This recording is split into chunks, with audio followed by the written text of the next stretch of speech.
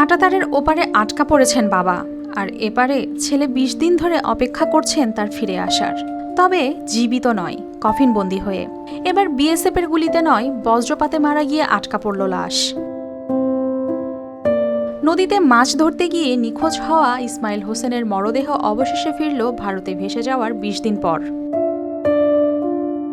দিনাজপুরের বিরলে ধর্মপুর এলাকার বাসিন্দা ইসমাইল হোসেন গত ১ মে পুনর্ভবা আত্রাই নদীতে মাছ ধরতে গিয়ে বজ্রপাতে মারা গেলে তলিয়ে যায় তার মরদেহ। ঘটনার পরপরই স্থানীয় প্রশাসন কয়েকদিন ধরে উদ্ধার অভিযান চালালেও মেলেনি তার সন্ধান। পরে পরিবার থানায় একটি সাধারণ ডায়েরি করে। এর মধ্যেই নদীর স্রোতে মরদেহ ভেসে চলে যায় ভারতীয় অংশে। সেখানে গঙ্গারামপুর থানা পুলিশ নদী থেকে একটি মরদেহ উদ্ধার করে স্থানীয় হাসপাতালের মর্গে পাঠায়। আমার ফুফা নদীতে মাছ মারতে গেছিল। সে মাছ মারতে যায় বজ্রপাত পড়ে আহত হওয়ার পর এক পর্যায়ে পড়ে যায়।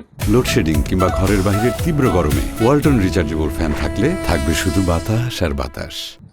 পানি থেকে ডুবে চলে যায়। আমরা অনেক খোঁজাখুঁজি করার পর ডুবারও নিয়ে আসে। তারপরে আমরা খবর পেলাম যে গঙ্গারামপুরে নদীতে লাশটি পাওয়া গেছে। গেল ৪ মে ভারতীয় একটি টেলিভিশনে নিখোঁজ সংবাদ দেখে ইসমাইলের পরিবারের সন্দেহ হলে সামাজিক মাধ্যম ও দুই দেশের সীমান্তরক্ষী বাহিনীর সমন্বিত যোগাযোগের মাধ্যমে নিশ্চিত হওয়া যায় উদ্ধার হওয়া মরদেহ তারই। পরবর্তীতে দুই দেশের পররাষ্ট্র মন্ত্রণালয় এবং সংশ্লিষ্ট প্রশাসনের আনুষ্ঠানিকতা শেষে গেল ২০ মে ভারতীয় হিলি ইমিগ্রেশন পুলিশ মরদেহটি বাংলাদেশের হিলি ইমিগ্রেশন পুলিশের কাছে হস্তান্তর করলে তা নিহতের ছেলে হায়দার আলীর হাতে তুলে দেওয়া হয়। বাসে যাই ৩ দিন পরে আমরা খোঁজ পেলাম লাশটা আছে গঙ্গারামপুর থানায়। তারপরে আনার ব্যবস্থা করলাম, খুব চেষ্টা করলাম। আর এই আপনার বিজিবির মাধ্যমে বিজিবি ৩ দিন পরে বললো যে আমরা আর পারবো না, আমাদের সেখানে কোনো হাত নাই। আমরা লাশটি নেওয়ার জন্য পররাষ্ট্র মন্ত্রণালয়ের কাছে দ্বারস্থ হই। আজকে আমরা ২০ দিন পর লাশটি পাচ্ছি। দুই দেশের আইনি প্রক্রিয়া সম্পন্ন হওয়ার পর মরদেহটি পরিবারের কাছে হস্তান্তর করা হয়েছে, জানিয়েছেন এ কর্মকর্তা।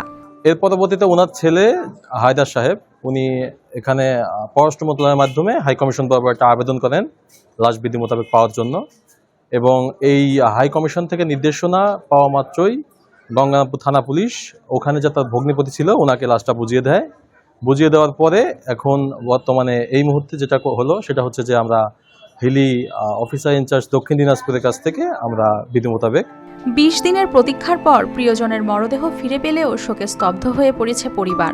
এমন মৃত্যুতে শুধু স্বজন নয়, পুরো এলাকা হয়েছে শোকস্তব্ধ। News desk, RTV।